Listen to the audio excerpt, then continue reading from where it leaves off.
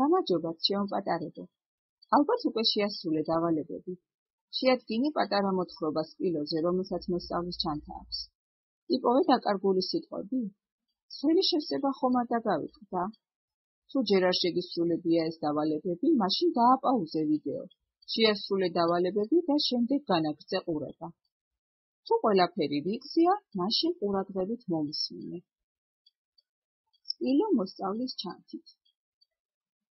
სპილო და გოგონა დამეგობრდნენ. სპილოს ისე უყვარდა გოგონა, რომ მის გარეშე ერთ დროსაც ვერ ძლებდა. საშინელ ხასიათზე დგებოდა. არც ჭამდა, არც სვამდა. მარტო ხორთუმს აღმართავდა საყვირივით და გაჰყიოდა. როცა გოგონას კითხავდნენ, გაბრაზებული სპილოსი არ გეშინიაო? ის ღიმილით ამბობდა, რატომ უნდა მეშინოდოს, ის ხომ ჩემი მეგობარიაო. და ერთ დილას პირველკლასელი მეგობარი სპილომ სკოლამდე მიაქცია. მოსწავლის ჩანთა ხორთუმით მიჰქონდა. გოგონას კი თაიგული ეჭირა.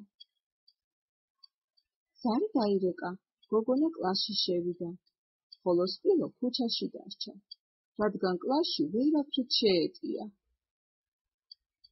გაკვეთილების შემდეგ მეგობარს ჩანთა ხორთუმით ჩამოართვა და დიდად გაჰყვა ცუნცულით მიმავალ გოგონას.